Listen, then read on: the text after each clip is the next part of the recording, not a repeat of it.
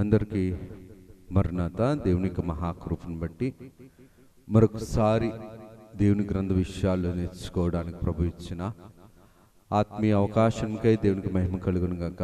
ఆమేన్. ప్రకటన గ్రంథము 8వ అధ్యాయం 4వ వచనం.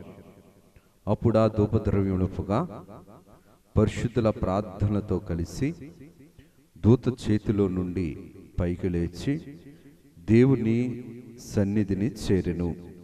ఆ దూత ధూపార్తిని తీసుకొని బలిపీఠము పైనున్న నిప్పులతో దానిని నింపి భూమి మీద పడవేయగా ఉరుములు, ధ్వనులు, మెరుపులు, భూకంపమును కలిగెను. ప్రార్థన చేసుకుందా. దైవ ప్రత్యక్షతలకు కారణమగు దైవశక్తిని అందించి నడిపించుకునే దైవాధికారము కలిగిన మా యేసుక్రీస్తు ప్రభువా, నీ ఘనమైన ఉన్నతమైన ప్రేమకై వందనాలు. కొద్దివారము నీ వాక్యమును మాకు వినిపించుము నైనా. బుద్ధిహీనులము బలపరచుము, యోగ్యత లేని వారము స్థిరపరచుము. నీ క్రమములను మాకు నేర్పించి బోధించి వినిపించి మీరే మహిమను పొందుమని మహిమనాథుడును శ్రేష్ఠపాలకుడును ఏకరక్షకుడు యేసునామం అడుగుచున్నాం తండ్రి. ఆమేన్. త్రిత్వదేవుని దీవెన ఆశీర్వాదములు, మేలులు, ఉపకారములు, ధన్యతలు, దైవ ప్రత్యక్షతలు అందుకొను వధూ సంఘ రూపలావణ్యత ప్రభు మనెల్లరికూ అందించి ప్రభువు నిత్య మహిమలోనికి మనల్ని నడిపించుకొని ప్రభువే నిత్యము మహిమ పొందును గాక. ఆమేన్. దేవుని యొక్క ఆత్మీయ జీవితము దైవ సంబంధమైన ప్రత్యక్షత కలిగిన జీవితము.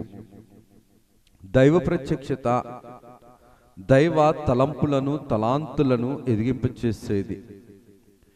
దైవ ప్రత్యక్షతలు ఎల్లప్పుడూ కూడా పరలోకపు ప్రత్యక్షతలను తెలియచేసేవి.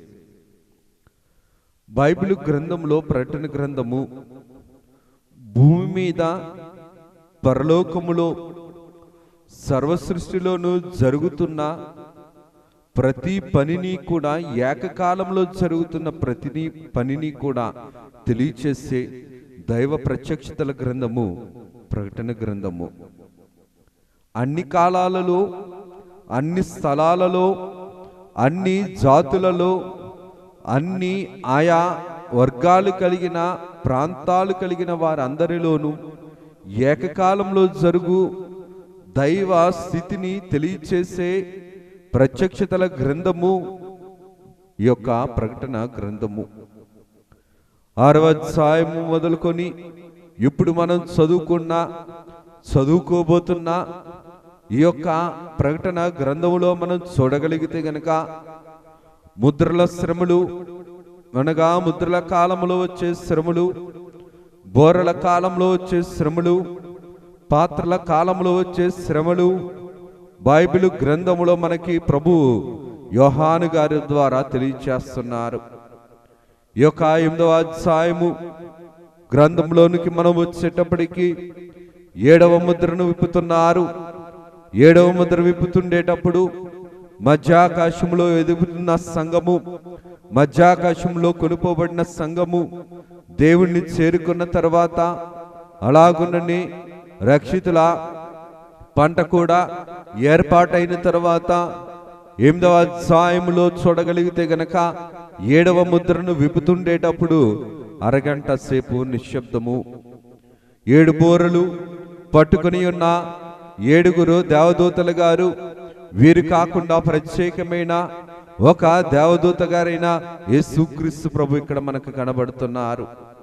ఈ వాక్యంలో మనం చూడగలిగితే గనక 4వ వచనం నుంచి చూస్తే గనక ధూపద్రవ్యముల పొగ పరిశుద్ధ ప్రార్థనలతో కలిసి దూత చేతి నుండి పైకి దేవుని సన్నిధికి చేర్చెను.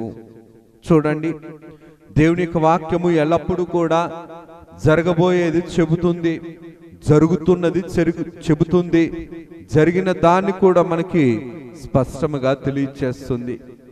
7వ బోర విప్పుతుండేటప్పుడు వేరొక దేవదూత గారైనటువంటి యేసుక్రీస్తు ప్రభువే ఈ యొక్క సువర్ణ ధూపర్తి అనగా ప్రార్థన ధూపర్తిని, పరిశుద్ధమైన ధూపర్తిని పట్టుకొని నెరవేరవలసిన అన్ని ప్రార్థనలు కూడా, హతసాక్షుల ప్రార్థనలు, పరలోక భక్తుల ప్రార్థనలు, భూలోక భక్తుల ప్రార్థనలు, ఆదాము మొదలుకొని నెరవేరని ప్రార్థనలన్నింటినీ కూడా నెరవేర్చగలిగే స్థితి ఈ యొక్క అధ్యాయంలో 8వ అధ్యాయము 3, 4, 5 వచనాల్లో మనకి స్పష్టముగా కనబడుతుంది. దేవుని యొక్క వాక్య ప్రకారము మనం చూడగలిగితే గనక ధూపార్తి అనగా దేవుని యొక్క కార్యక్రమంను బట్టి మనం చూడగలిగితే గనక బలిపీఠము దగ్గర బలి జరగాలి. ఇక్కడేమో ప్రత్యక్ష గుడారంలోనేమో ఎత్తడి బలిపీఠము కనబడుతుంది, పరలోకంలోనేమో సువర్ణ బలిపీఠము కనబడుతుంది. ఇక్కడ బలిపీఠము దగ్గర యాజకుడు ఉన్నట్లే అక్కడ కూడా ప్రార్థనలు చేయుచున్న యేసుక్రీస్తు ప్రభు విజ్ఞాపన ప్రార్థనలు చేయుచున్నాడు. కాబట్టి యేసుక్రీస్తు ప్రభు ప్రార్థనలు చేయుచున్న ఈ యొక్క బలిపీఠము దగ్గరకు ఎవరు వస్తున్నారనిసనంటే ఈ యొక్క యేసుక్రీస్తు ప్రభువే ఈ యొక్క పాత్రను పట్టుకొని తండ్రి దగ్గరికి ప్రార్థనలను చేరుస్తున్నారు. అనగా మన పక్షాన ప్రార్థనలు చేస్తున్నారు ఒకటి, రెండవది యాజకుడిగా బలిపీఠం దగ్గర ప్రార్థనలు చేస్తున్నారు, మూడవది మన ప్రార్థనలను కూడా దేవుని దగ్గరకు చేరుస్తున్నారు. ఎందుకు ఈ మాటని నేను జ్ఞాపకం చేస్తున్నాననిసనంటే విశ్వాస జీవితం ఎప్పుడు కూడా పరిశోధింపబడేది. పరిశోధింపబడుతుండేటప్పుడు దేవుడు విశ్వాస జీవితాన్ని ఎప్పుడు కూడా ప్రార్థనా జీవితంతో నడిపిస్తాడు.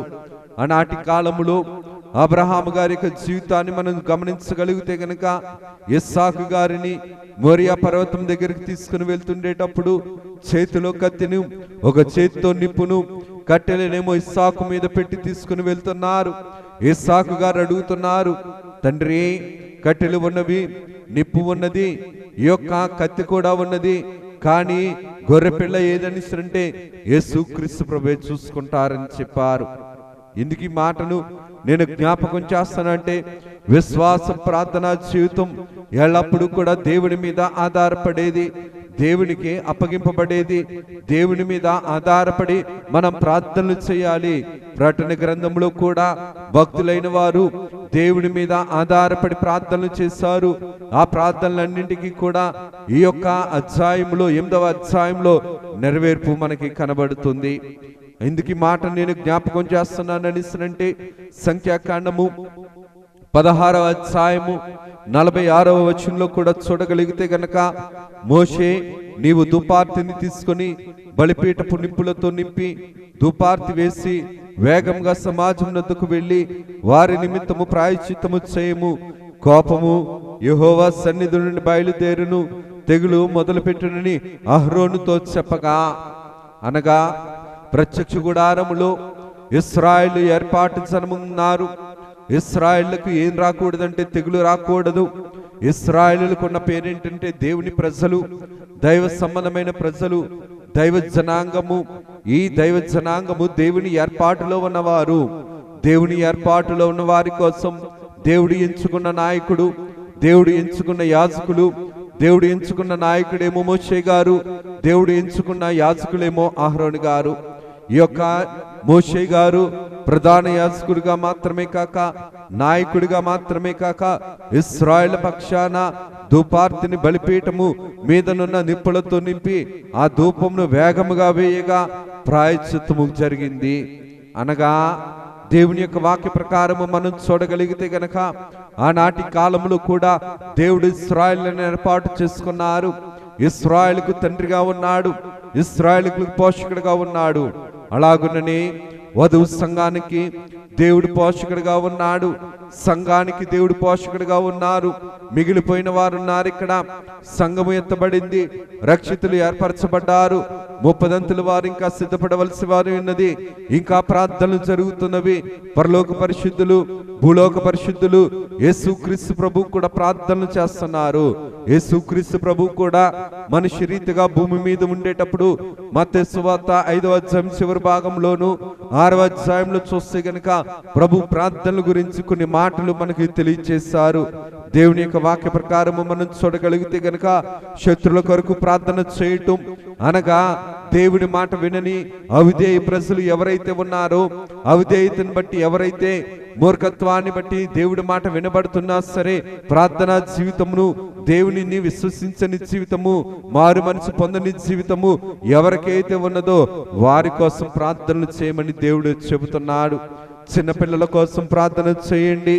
అంతరంగ శుద్ధి కూరు కలిగి వేషధారుల వలె కాక ఆత్మ కలిగిన వారిగా, దైవాత్మ కలిగిన వారిగా, దైవభక్తి కలిగిన వారిగా, దైవ సంపూర్ణత కలిగిన వారిగా మీరు ప్రార్థనలు చేయండి అని ప్రభువు చెబుతున్నారు.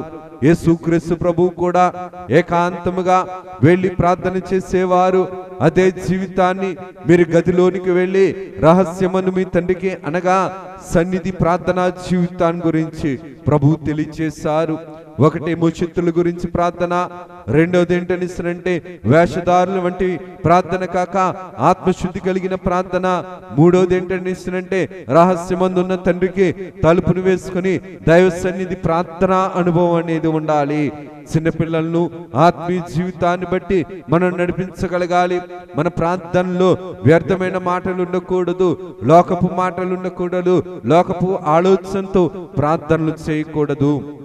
లోక సమానమైన ఆలోచన కలిగిన ప్రార్థన ఎప్పుడూ కూడా దేవుని చేతి పనివారమైన మనము, దేవుని చేతిలో నుండి వచ్చిన మనము, దేవుని చేతిలో ఉండవలసిన పెట్టవలసిన ప్రార్థనా జీవితంలో లోకం ఉండకూడదు. దేవుడు అన్న మాటే లోకముతో స్నేహము, దేవునితో వైరము, వ్యర్థమైన లోక సంబంధమైన జ్ఞానముతోను, లోక సంబంధమైన ఆలోచనలతోనూ, లోక సంబంధమైన తలంపులతోనూ దైవ సన్నిధిలో మనం ప్రార్థన చేయకూడదు. వ్యర్థమైన మాటలు ప్రార్థనలో ఉచ్చరించకూడదు. ప్రార్థన చేస్తున్నామంటే అతి పరిశుద్ధుడైన దేవునితో మనం మాట్లాడుతున్నట్టు లెక్క. ప్రార్థన చేస్తున్నామంటే దేవుని దగ్గర మనం పాపాలను ఒప్పుకుంటున్నామని లెక్క. ప్రార్థన చేస్తున్నామని అంటే దేవుని మీద మనము ఆధారపడుతున్నామని లెక్క. ఒక చేతితోటి లోకము, ఒక చేతితోటి దేవునితో అనిస్తారంటే అది సంపూర్ణమైన స్థితి కాదు. కాబట్టి వేషధారుల వంటి స్థితి. కాబట్టి ప్రభు అన్న మాటే వేషధారుల వల్లే మీరు ప్రార్థన చేయొద్దు. కారణం ఏంటనిస్తారంటే ప్రభు చేసిన ప్రార్థన ఎటువంటి ప్రార్థన అంటే పరలోక ప్రార్థన. 6వ అధ్యాయము 9వ వచనంలో చూస్తే గనక పరలోకమందున మా తండ్రి నీ నామము పరిశుద్ధపరచును గాక అని మనం ఏ పరలోకపు ప్రార్థన అయితే చేస్తామో ఆ పరలోకపు ప్రార్థనను పరలోకమునకు చేర్చగలిగే తండ్రి కూడా ఎవరనిస్తారంటే యేసుక్రీస్తు ప్రభువే. ఇక్కడ ఉత్తరం వేస్తే అక్కడికి చేరాలి కదా. ఇక్కడ నుంచి మనం ఉత్తరం వేస్తాం, వేరొక చోటకి చేరాలి కదా. మధ్యలో ఎవరుంటారు? పోస్ట్ మ్యాన్ ఉంటారు. ఇక్కడి ప్రార్థన విజ్ఞాపన మొర ఇక్కడ నుంచి పరలోకానికి చేర్చగలిగి సమర్థత కలిగిన పరిశుద్ధత కలిగిన దేవుడు ఎవరనిస్తారంటే యేసుక్రీస్తు ప్రభు. యేసుక్రీస్తు ప్రభు కూడా ఇక్కడ మనం చేస్తున్న మొరను, ఇక్కడ మనం చేస్తున్న విజ్ఞాపనను, ఇక్కడ మనం చేస్తున్న ప్రార్థనని వాటికి నెరవేర్పివ్వటానికి ఈ ప్రార్థనలన్నింటినీ కూడా తన చేతితో తీసుకుని వెళ్ళేవాడు. ఎందుకు ఈ మాట నేను జ్ఞాపకం చేస్తున్నానంటే 8వ అధ్యాయం 4వ వచనంలో చూస్తే అప్పుడు ఆ ధూపార్తుల పొగ పరిశుద్ధుల ప్రార్థనలతో కలిసి దూత చేతిలో నుండి పైకి లేచి దేవుని సన్నిధికి చేరెను. దేవుని చేతి పనివారమైన మనము దైవ సంబంధమైన ప్రార్థన మనం జరిగించాలి కదా. దేవుని చేతిలో ఉండవలసిన మనము దేవుని చేతిలో మన ప్రార్థన ఉంచాలి కదా. మన అర్జీ ఒక అధికారి చేతికి ఎలాగైతే పెడతామో, ఒక అర్జీ రాసి ఒక అధికారికి ఎలాగైతే మనం ఇస్తామో, అలాగే మన యొక్క ప్రార్థన అర్జీని దేవుని దగ్గర మనం పెట్టాలని అంటే దేవుడు అతి పరిశుద్ధమైన వాడు. దేవుడి పని పరిశుద్ధమైన చేస్తాది. అపరిశుద్ధమైనది తీసుకుని వచ్చి దేవుని చేతిలో ఎలాగ పెడతాం? మనం లోకాన్ని తీసుకుని వచ్చి దేవుని చేతిలో మనం పెడుతున్నామని అంటే అపవాదిని స్వభావం మనలో ఉన్నట్టు లెక్క. అపవాది స్వభావము, అపవాది లక్షణాలు మనలో ఉన్నావని మనం గమనించుకోగలగాలి. దేవుని సన్నిధిలో మనం ఉండగలుగుతున్నాము, దేవుని సన్నిధిలో మనం ప్రార్థన చేస్తున్నామంటే మన ప్రార్థన జీవితం ఎల్లప్పుడూ కూడా దేవునికి గురి కలిగిన వారముగా ఉండాలి. ఎక్కడ చెయ్యాలి? దేవుని మందిరంలో చెయ్యాలి. అందుకనే ప్రభు అంటున్నాడు, నా మందిరము ప్రార్థనా మందిరం అనబడును కదా. పరలోకమునకు చేరేది పరలోక ప్రార్థనలు అయితే పరలోకంలో ఉన్నది పరలోకపు తండ్రి అయితే పరలోకంలో నింపబడేది విజ్ఞాపన ప్రార్థన ఫలితంలో సారమైతే గనక ఇక్కడ మందిరంలో కూడా మనం చేయగలిగేది ఏంటంటే ప్రార్థనలు చేయాలి. కొంతమంది ఏమంటారు అంటే ఇంటి దగ్గర కూర్చుంటే సరిపోదు కదా. తండ్రి గారు కూడా అదే అన్నారు. అపవాదిక లక్షణం ఏంటనిస్తారంటే మందిరానికి ఎందుకు వెళ్ళాలి, ఇంటికి వెళ్తే సరిపోదు కదా, ఇంటి దగ్గర ప్రార్థన చేసుకుంటే సరిపోదు కదా అనుకుంటాం. కానీ దైవ సన్నిధి అనుభవం ఉండాలి. యేసుక్రీస్తు ప్రభు సర్వ సృష్టికర్త, ఆయన ఏకాంతంగా ప్రార్థన చేశాడు కదా. ఆయనే ఏకాంతంగా ప్రార్థన చేశాడు. ఆయన అందరిలోనూ కూడా సమాజ మందిరంలో కూడా విజ్ఞాపన ప్రార్థనలు ఇతరుల గురించి చేశాడు. అలాగుండే పరలోక ప్రార్థన శిష్యులకు నేర్పించాడు. కానీ ఈనాటి కాలంలో కొన్ని డినామినేషన్ వారు ఈ పరలోక ప్రార్థన చేయరు. దేవుని పరలోక ప్రార్థన నేర్పించేది తన శిష్యులకు కదా. తమ శిష్యులు భూదిగంతముల వరకు కనవాటిని వినవాటిని ఎరిగిన వారు కదా. కనవాటిని వినవాటిని ఎరిగి ప్రకటించేవారు కదా. ప్రకటించే వారికి దేవుడు నేర్పించిన ప్రార్థన పరలోకపు ప్రార్థన. కానీ కొన్ని డినామినేషన్స్ వారు ఈ పరలోక ప్రార్థనను చేయలేకపోతున్నారు. దేవుడు నేర్పించిన ప్రార్థనను, దేవుడు అందించిన పరలోకపు ప్రార్థనను మనం చేయలేకపోతున్నామని అంటే మన ఆత్మీయ విశ్వాసము దేవునికి అంగీకారముగా ఉన్నదా, అంగీకారముగా లేదా అన్నది మనల్ని మనం పరీక్షించుకోవలసిన వారమై ఉన్నాం. ఎందుకు ఈ మాట నేను జ్ఞాపకం చేస్తున్నాను అంటే మత్తయి సువార్త 21:13 ప్రభు అంటున్న మాట, ఈ నా మందిరము ప్రార్థనా మందిరం అనబడును, దొంగల గుహగా దీన్ని చేయొద్దు. దేవుని దగ్గరికి వచ్చిన మనము దేవుని సన్నిధిలో ప్రార్థన ఉండాలి, మోకాల ప్రార్థన ఉండాలి, కన్నీటి ప్రార్థన ఉండాలి, ప్రసవేద ప్రార్థన ఉండాలి, ఉపవాస ప్రార్థన ఉండాలి, స్తుతి ప్రార్థన ఉండాలి, రాకడ సిద్ధపాటు ప్రార్థన ఉండాలి, కుటుంబంలో కుటుంబ ప్రార్థన ఉండాలి, వ్యక్తిగతమైన ప్రార్థన ఉండాలి, దైవ సన్నిధి ప్రార్థన ఉండాలి, ఏకాంత సన్నిధి అనుభవం కలిగిన ప్రార్థన ఉండాలి. ఎన్ని ప్రార్థనలు మనం చేయగలుగుతున్నాం? ఎన్ని ప్రార్థనలతో మన విశ్వాస జీవితాన్ని మనం పరీక్షించుకోగలుగుతున్నాం? దేవుని శక్తి ప్రకారం మనం నడవగలుగుతున్నాం? ప్రార్థనా జీవితాన్ని దేవునికి అంగీకారంగా మనం చేయగలుగుతున్నామా? కారణం ఏంటనిసనంటే 8వ అధ్యాయము ప్రకటన గ్రంథము 3-5 వచనాలు చూస్తే కనుక బలిపీఠము దగ్గర ప్రార్థన చేయవలసింది ఎవరనిసనంటే ఈ యొక్క విశ్వాసుల పక్షాన యాజకులు కూడా ప్రార్థన చేయవలసి ఉన్నది. ఎందుకు ఈ మాట నేను జ్ఞాపకం చేస్తున్నానంటే మార్కు సువార్త 9:29 వచనంలో చూస్తే గనక ప్రార్థన వల్ల అనిస్తున్న ఒక మాట తెలుగులో కనబడుతుంది. కానీ ఇంగ్లీష్ వెర్షన్లో చూస్తే గనక, ఇంగ్లీష్ బైబిల్లో చూస్తే, ఇంగ్లీష్ వెర్షన్లో చూస్తే కనుక this kind can come out by nothing but prayer and fasting. ఎందుకు ఈ మాట నేను జ్ఞాపకం చేస్తానంటే this kind can come out by nothing but prayer and fasting. దేవుని యొక్క ప్రార్థనా జీవితము, అపవిత్ర సంబంధమైన జీవితము వదిలింపబడాలి, విడిపింపబడాలి అనిసరంటే ఉపవాస ప్రార్థనా జీవితం ఉండాలి, ప్రార్థనా జీవితం ఉండాలి. ప్రార్థన చేస్తుండేటప్పుడు కూడా మన శరీరాన్ని శుక్కు పెట్టుకోవడం కాదు, కానీ శరీర బలహీనత కంటే ఆత్మబలం గొప్పది. ఆత్మబలంగా ఉన్నవాడు శరీరం కూడా బలంగానే ఉంటుంది. మోషే గారు శరీర బలహీనత లేదు, ఆత్మబలం ఉంది కాబట్టి అపవిత్రాత్మను జయించడానికి, అపవిత్రాత్మ సంబంధమైన క్రియలను లయపరచడానికి ప్రార్థనా జీవితము, సంఘ జీవితము, ప్రార్థనా జీవితం అనేది ఉండాలి. సంఘము కూడా ఏకాంతముగా సంఘమంతా కూడా కూడుకున్న ప్రార్థన అనుభవం మనం అపోస్తల కార్యంలో మనం చూస్తాం. విశ్వాసిక ప్రార్థన జీవితం, సంఘంలో ఉన్న ప్రార్థన జీవితం ఎప్పుడు కూడా దేవునితో ముడిపడి ఉండాలి. సంఘంలో ప్రార్థనా జీవితం, విశ్వాస యొక్క వ్యక్తిగత ప్రార్థనా జీవితం దేవునితో ముడిపడి ఉన్నప్పుడు దేవుడే పరలోకమునకు సంఘమును వ్యక్తిగతమైన జీవితానికి సంబంధించిన స్థితిని అంతటిని కూడా పరలోకానికి చేర్చగలడు. ఎందుకు ఈ మాట నేను జ్ఞాపకం చేస్తున్నానని అంటే దేవుని యొక్క ఆత్మీయ జీవితాన్ని బట్టి బైబిల్ గ్రంథంలో ఉన్న విషయాలను మనం గమనించగలిగితే కొంతమంది ప్రార్థనను ధిక్కరించేవారుంటారు, ప్రార్థనా జీవితాన్ని చిన్న చూపు చూసేవారుంటారు, ప్రార్థనా జీవితాన్ని మెలకు కలిగిన జీవితంగా కాక కష్టమైన జీవితంగా చూసేవారుంటారు. అందుకనే దేవుని యొక్క వాక్య ప్రకారము మనం చూడగలిగితే గనక, దేవుని యొక్క కార్యక్రమమును బట్టి మనం చూడగలిగితే గనక, యోబు గ్రంథము 21వ అధ్యాయము 15వ వచనంలో చూస్తే, మేము ఆయన్ను సేవించటకు సర్వశక్తుడగు వాడెవడు? మేము ఆయన గురించి ప్రార్థన చేయుట చేత మాకేమి లాభము కలుగును అని వారు చెప్పుకొందురు. వారి క్షేమము వారి చేతిలో లేదు. దేవుని చేతి పనివైన మనము దేవుని చేతి వారం కదా, ముందది గ్రహించుకోవాలి. మనం దేవుని చేతి వారము.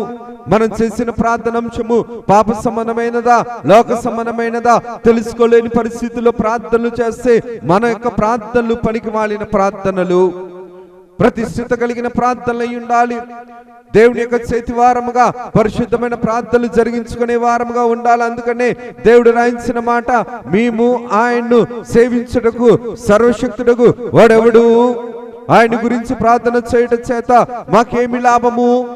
దేవుని మందిరానికి కొద్దిమంది వస్తారు, వెంటనే అయిపోవాలి. గుడ్డు పగలగొట్టి పచ్చిమిర్చేసి ఉల్లిపాయలేసి ఏదో మొత్తానికి మసాలా వేసి ఫ్రైడ్ రైస్ అయినంతసేపు, గుడ్డు పగలగొట్టినంత సేపట్లో ఫ్రైడ్ రైస్ తయారైనంత సేపట్లో అయిపోవాలి. Fasting prayer. ఎందుకు ఈ మాట నేను జ్ఞాపకం చేస్తానంటే, ఉపవాస ప్రార్థనలు చేయవలసింది ఏంటంటే ఉద్రేక ప్రార్థనలు. ఉద్రేక సంబంధమైన ప్రార్థనా జీవితం ఎప్పుడు కూడా దేవునిలో ఉజ్జీవకరమైన స్థితిని నింపదు, ఉజ్జీవకరమైన స్థితిని రానివ్వదు. తొందరపాటు కలిగిన ప్రార్థనా జీవితం, తొందరపాటు కలిగిన స్థితి దేవుడి చేతిలో మనం పెట్టాలి. ఆలస్యమైన మాత్రాన అవి నెరవేరకుండా ఉండవు. కాలము పరిపూర్ణమైనప్పుడు ఖచ్చితంగా దేవుడు జరిగించేవాడై ఉన్నాడు. పరలోకంలో కూడా ప్రార్థనలు జరిగినాయి. పరలోక పరిశుద్ధులు, భూలోక పరిశుద్ధులు, హతసాక్షులు కూడా ప్రార్థనలు చేశారు. 6వ అధ్యాయంలో చూస్తే బలిపీఠం కింద హతసాక్షుల యొక్క ప్రార్థనలు కనబడుతున్నాయి. దేవుడు కూడా విజ్ఞాపన ప్రార్థనలు చేస్తున్నాడు. దేవుడే విజ్ఞాపన ప్రార్థనలు చేస్తుండేటప్పుడు మనిషి ఎందుకు మారటం లేదు? దేవుడే విజ్ఞాపన ప్రార్థనలు చేస్తుండేటప్పుడు దేవునిలో శక్తి లేదా? దేవుడు కూడా మొరపెడుతున్నాడు కదా. దేవుడు కూడా భూలోకంలో ఉండేటప్పుడు మనిషి రీతిగా మనిషి కోసం మొరపెట్టినప్పుడు మరి దేవుడి ప్రార్థనలో విలువ లేదా, శక్తి లేదా అంటే అది వెర్రితనం. ఎందుకు ఈ మాటను నేను జ్ఞాపకం చేస్తున్నా అంటే, విశ్వాస జీవితంలో ప్రార్థనా జీవితం ఎప్పుడు కూడా పరలోక సంబంధానికి సంబంధించిన ప్రార్థనా జీవితమై ఉండాలి. పరలోకమునకు చేరే ప్రార్థనా జీవితమై ఉండాలి. పరలోకానికి పనికొచ్చే ప్రార్థనా జీవితమై ఉండాలి. పరలోక సంబంధమైన ప్రార్థన మనం జరిగించుకునే వారముగా ఉండాలి. కానీ దేవుడు ఎన్ని ఉపకారాలు చేసినా అపకారాలు చేసేవారు ఉంటారు. అందుకనే దేవుడు రాయించిన మాటలు ఏంటనిస్తానంటే, దేవుని యొక్క కృపను బట్టి మనం చూడగలిగితే గనక కీర్తనల గ్రంథము 109వ కీర్తన 4వ వచనంలో చూస్తే గనక ప్రభు రాయించిన మాట 5 నుంచి 5, 6, 7 వచనాలు చూడగలిగితే గనక ప్రభు రాయించిన మాట, వాడు విమర్శలోనికి తేబడినప్పుడు దోషి అని తీర్పు నొందును గాక, వాని ప్రార్థన పాపమగును గాక. ఎవరి ప్రార్థన పాపమవుతాది? ప్రార్థన కూడా పాపమవుతాదా? ప్రార్థన కూడా పాపమవుతాదా అని ఇస్తారంటే, కోపముతో, ఈర్ష్యతో, స్వార్థముతో, అసూయతో, కపటముతో, ద్వేషముతో ప్రార్థన చేస్తే ఆ ప్రార్థనను ఆత్మ లక్షణాలు లేని ప్రార్థన, ఆత్మ ఫలాలు లేని ప్రార్థన, అటువంటి ప్రార్థనను దేవుడు అంగీకరించడు. పరలోకమునకు ధూపార్తిలో ప్రవేశింపబడిన ప్రార్థన, ఆత్మ ఫలాలు కలిగిన ప్రార్థన, ఆత్మవరాలు కలిగిన ప్రార్థన, దైవాత్మ సంబంధమైన ప్రార్థన, పరలోకంలో దేవుని పనిని ప్రతిష్ఠించగలిగే ప్రార్థన, ఆ ప్రార్థనలన్నింటినీ కూడా దేవుడు తన యొక్క సువర్ణ ధూపార్తితోటి తీసుకొని పరిశుద్ధ ప్రార్థనలతోటి తీసుకుని వెళ్ళి పరలోకంలో ఉన్న సువర్ణ బలిపీఠం దగ్గర ఉన్న సింహాసనం దగ్గర తండ్రి స్వాధీనంలోనికి కుమారుడైన యేసుక్రీస్తు ప్రభు తన చేతితోటి తీసుకొని వెళ్తున్నాడు. ప్రార్థనలు మనం చేస్తున్న ప్రార్థనలు దేవుని చేతి పని ప్రార్థనలా, మనుషుల చేత ప్రార్థనలా? కొన్ని ప్రార్థనలు చేతకానివిగా మార్చుంటాయి. ఎందుకు ఈ మాట నేను జ్ఞాపకం చేస్తున్నానని అంటే, ప్రభు అంటున్న మాటే, నేను చేసిన మేలుకు ప్రతిగా కీడు చేస్తున్నారు, నేను చూపిన ప్రేమకు ప్రతిగా నా మీద దేశం ఉంచుచున్నారు, వాని మీద భక్తిహీనునికి అధికారముండును, అపవాది వాని కుడి ప్రక్కన నిలుచును గాక, వాడు విమర్శలోనికి తేబడి ఉన్నప్పుడు దోషి అని తీర్పు నొందును గాక, వాడి ప్రార్థన పాపమగును గాక.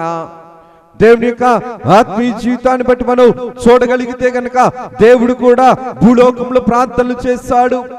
సిలువ మీద ప్రార్థనలు చేశాడు, గదిలో ప్రార్థనలు చేశాడు, మందిరంలో ప్రార్థనలు చేశాడు, శ్రమలో ప్రార్థనలు చేశాడు, గెత్సెమను తోటలో ప్రార్థనలు చేశారు.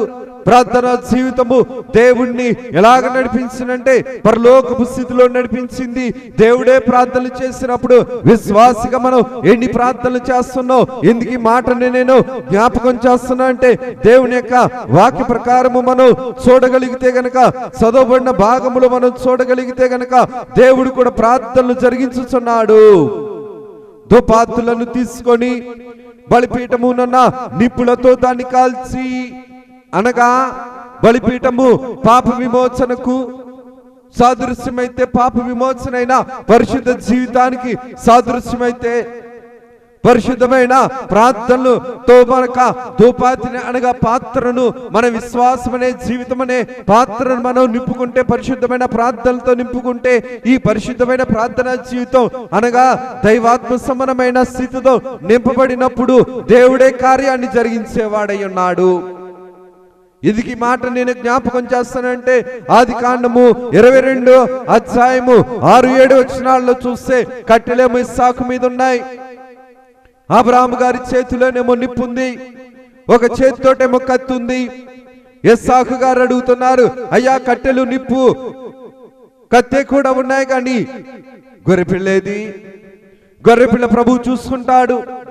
ఎక్కడిది గొర్రెపిల్ల? ఎక్కడిది విశ్వాసము? అంతరంగంలోనేమో సమర్పణ, అంతరంగంలో దైవ పరిశుద్ధత, అంతరంగంలోనేమో దేవుని మీద తీర్మానము నింపుకున్న అబ్రహాము గారు లోకము వైపు, శరీర సమానం వైపు చూడక వాక్యమనే ఖడ్గమును పరిశుద్ధాత్మ తండ్రిగాన్ని నింపుకొని దైవాత్మ సమానమైన కార్యముతో, దైవాత్మ చిత్తానుసారమైన తీర్మానముతో ఇస్సాకు గారిని నడిపించుకుంటున్నారు. దేవుడే నడిపిస్తున్నాడు. అంతరంగంలో దేవుని ఆత్మ ఉన్నది కాబట్టి దేవుని ఆత్మ దేవుని కార్యమును జరిగిస్తాది, సిగ్గుపడనివ్వదు. వాగ్దానం ఇచ్చిన వాడు నమ్మదగిన వాడు. దేవుడంటే భక్షించేవాడు కాదు, దేవుడంటే శిక్షించేవాడు కాదు. దేవుడంటే భక్షించేవారి నుంచి, శిక్షించేవారి నుంచి తప్పించి రక్షించేవాడు దేవుడు. దేవుని యొక్క కార్యక్రమము మహోన్నతమైనది, మహిమ కలిగినది కాబట్టి దేవుని ఆలయంలో దేవుని యాజకుడుగా అప్పటికి ఎవరూ లేరు. ఎవరూ లేనప్పటికీ అంతరంగంలో దేవుడు ఉన్నాడు, ప్రతిష్ఠించుకున్నాడు. అప్పటికి ధర్మశాస్త్రం లేదు, దేవాలయం లేదు, దేవుని మాట మాత్రమే ఉన్నది. దేవుని మాటను వింటున్నాడు, దేవుని చూస్తున్నాడు అబ్రహాము గారు. అటువంటి దైవ సంబంధమైన సహవాసం కలిగిన వారు ఎన్ని ప్రార్థనలు చేశారో ఇస్సాకు కోసం. ఇస్సాకునిచ్చింది కూడా దేవుడే కదా. ఇస్సాకుని ఎలాగైతే దేవుడిచ్చాడో అలాగే వృద్ధి చేశాడు కదా. సంఘాన్ని సంపాదించింది కూడా దేవుడే, సంఘాన్ని వృద్ధి చేసేది కూడా దేవుడే. ఈ వధువు సంఘముగా రూపాంతరం చెందడానికి దేవుని యొక్క ప్రతి ప్రార్థన కూడా ఎలాగ మలుస్తున్నాడంటే సువర్ణ ధూపత్తితో నింపబడే స్థితిలో ప్రభు నడిపిస్తున్నాడు. కానీ ఈ సంఘములో దైవ సమానమైన ప్రార్థన ఉండాలి, దైవ సమానమైన క్రమము ఉండాలి. ఆనాటి కాలములో ప్రత్యక్ష గుడారములో అహరోను కుమారులైన నాదాబు, అబీహులు తమ తమ దుపాతులను తీసుకొని వాటిని నిపులించి వాటి మీద ద్రవ్యం వేసి యెహోవా తమకు ఆజ్ఞాపింపని వేరొక అగ్నిని ఆయన సన్నిధికి తేగా. ఎందుకు ఈ మాట నేను జ్ఞాపకం చేస్తానంటే లేవికాండం 10వ అధ్యాయం 1వ వచనంలో చూస్తే కనుక అహరోను కుమారులైన నాదాబు, అబీహులిద్దరు కూడా దైవ సంబంధమైన క్రమము కాక వారి వ్యక్తిగతమైన ఇష్టానుసారమైన క్రమమును జరిగించారు. వారు మరణించారు. అక్కడ మనకు ప్రార్థన జీవితం కూడా మనల్ని జీవింపచేయాలి. మన ప్రార్థన జీవితం లోకంలో కాదు పరలోకంలో జీవింపచేయాలి. మన ప్రార్థన జీవితం పరలోకంలో ప్రకాశింపచేయాలి. మన ప్రార్థన జీవితం పరలోకంలో నింపబడాలి. మన ప్రార్థన జీవితం పరలోకానికి పంపబడాలి. మన ప్రార్థన జీవితం పరలోకపు పరిశుద్ధులతో కలవబడాలి. పరలోకపు పరిశుద్ధుల ప్రార్థనలతో నింపబడాలి. ప్రభు చేతిలో నింపబడాలి, పెట్టబడాలి.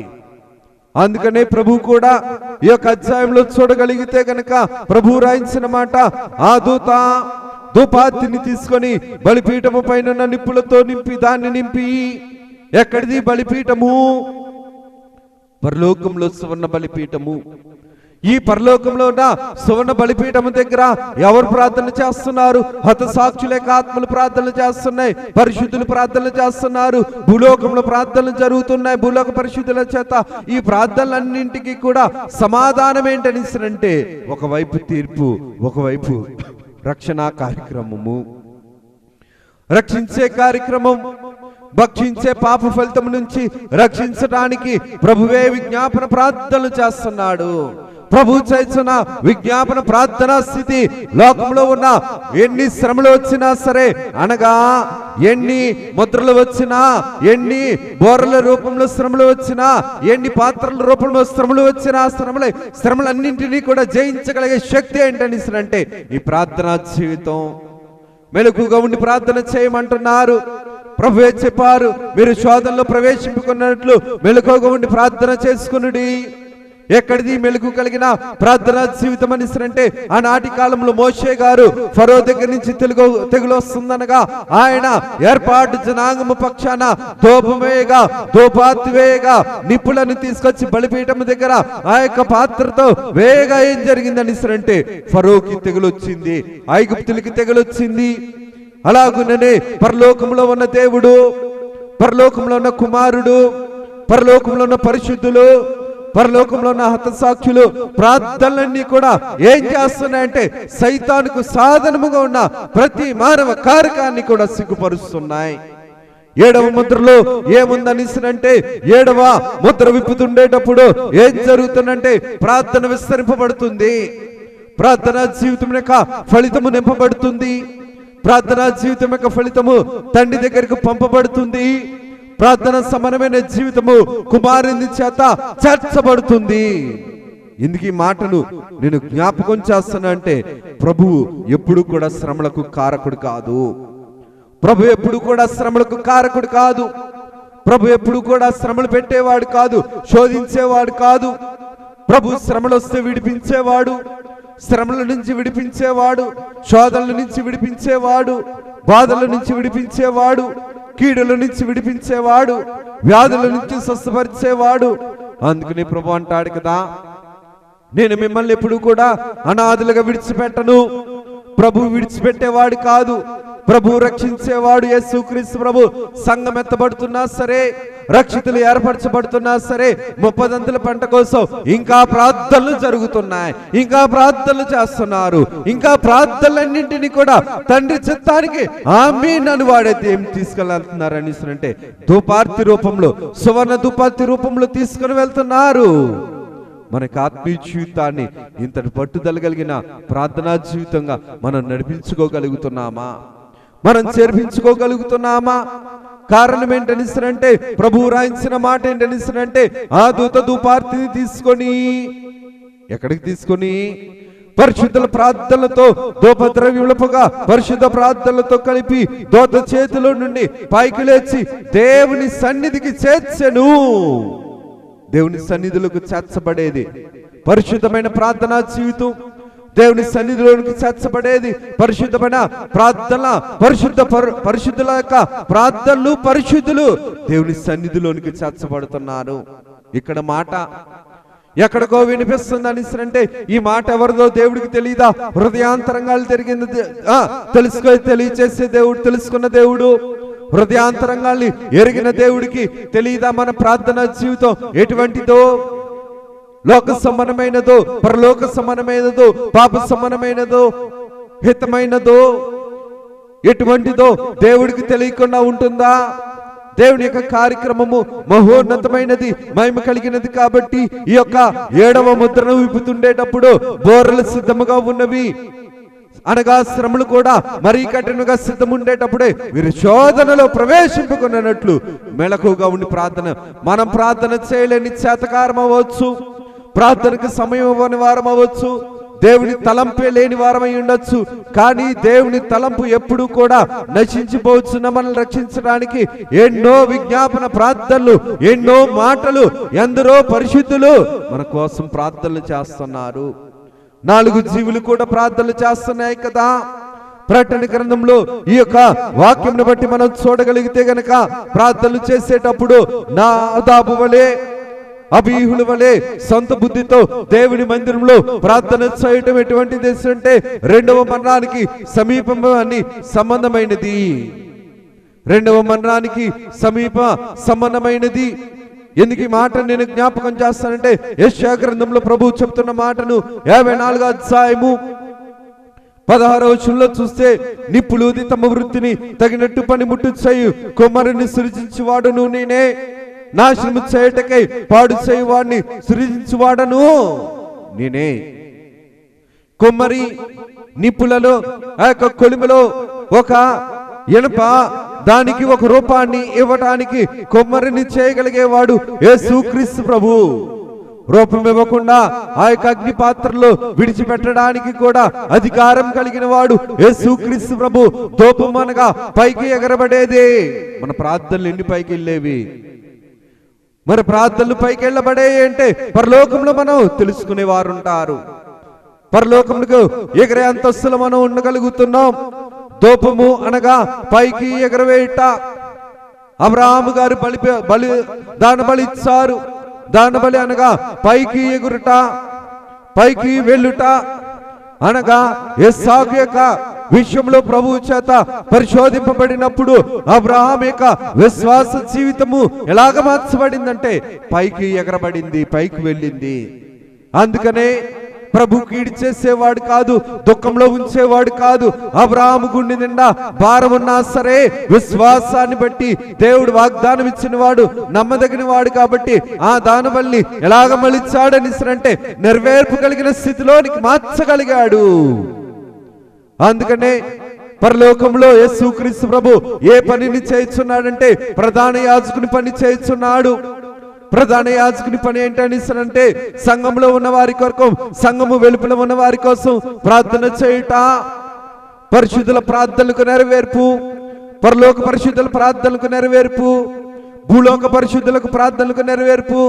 ప్రార్థన చేసుకోలేని వారి కోసం కూడా ప్రభు ప్రార్థనలు చేస్తూ ఆ చిత్తమును ఎవరికి అప్పగిస్తున్నారని అంటే ప్రధాన యాజకుడిగా దేవునికి అప్పగిస్తున్నాడు, తండ్రి అయిన దేవునికి. ఎందుకు ఈ మాటను నేను జ్ఞాపకం చేస్తానంటే దేవుని యొక్క ప్రార్థనా జీవితం మనల్ని ఎప్పుడూ కూడా ప్రాయశ్చిత్తము కలిగిన పరిశుద్ధమైన ప్రార్థనా జీవితం వైపు నడిపిస్తుంది. దేవుడి కొద్ది మాటలు మన వెనుకల్లో దీవించి ప్రభువు మహిమ పొందును గాక. ఆమేన్. సర్వకృపానిధి దయగలిగిన తండ్రి, కృప కలిగిన తండ్రి, మీకు వందనాలు, స్తుతులు, స్తోత్రాలైనా. కొద్ది వారము దీవించుము, నడిపించుము, ప్రేమించుము అయినా. పరలోకపు ప్రార్థన అంతస్తుకు వెళ్ళగలిగే ఆత్మీయ జీవితము, ఆత్మీయ నడిపింపు, ఆత్మీయ కాపుదల, ఆత్మీయ భద్రత, ఆత్మీయ పోషణ మాకు, మా సంఘములకు, మా యొక్క ప్రాంతములకు, సర్వసృష్టికి మీరు అందించి నీవు పరలోకపు ప్రధాన యాజకుడిగా ఉంటూ మా పక్షాన చేర్చిన విజ్ఞాపన ప్రార్థనలకు ఆమీన్నను. అద్వితీయగు దేవుడవు నీవు నాయనా. నీ అద్వితీయమైన దైవత్వ స్థితిని మాకు అందించి మీరే మాలో ఉండి నీ రూపలావణ్యతను మాకు అందించి పరలోక పటాలంలో సమూహముగా మారగలిగే నీ ఆత్మ పరిపూర్ణత మాకు అందించి మీరు మహిమను పొందమని యేసు నామమున అడుగుచున్నాం తండ్రి. ఆమేన్. త్రిత్వా దేవుని దీవెన ఆశీర్వాదములతో ప్రభు పట్టు కలిగిన ప్రార్థనా జీవితాన్ని మనకు అందించి పరలోకపు పటాలపు ప్రార్థన సమూహపు సహకారాన్ని నిండుగా మెండుగా అనుగ్రహింపచేస్తూ ప్రభు మన తరపున విజ్ఞాపన ప్రార్థనలు చేస్తూ ప్రార్థనలన్నింటికీ కూడా సమాధానముగా ప్రభు సమాధానాన్ని అందిస్తూ ప్రభు మహిమ పొందును గాక. ఆమేన్. అందరికీ మరణాత.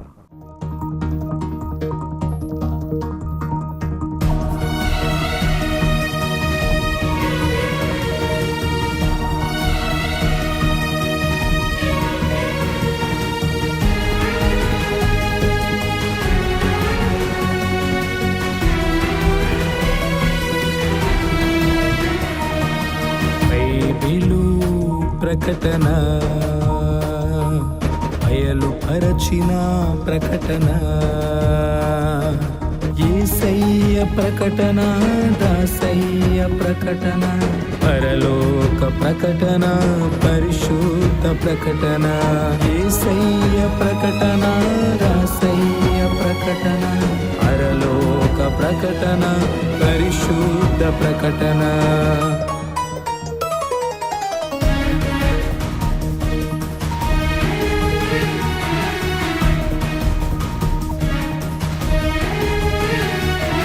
ప్రకటన బైబిలు ప్రకటన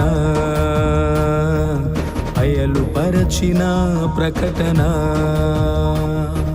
విమలాత్మ ప్రకటన విజయాత్మ ప్రకటన విశ్వాసికి ప్రకటన విజ్ఞాపన ప్రకటన విమలాత్మ ప్రకటన విజయాత్మ ప్రకటన విశ్వాసికి ప్రకటన విజ్ఞాపన ప్రకటన ప్రకటన బైబిలు ప్రకటన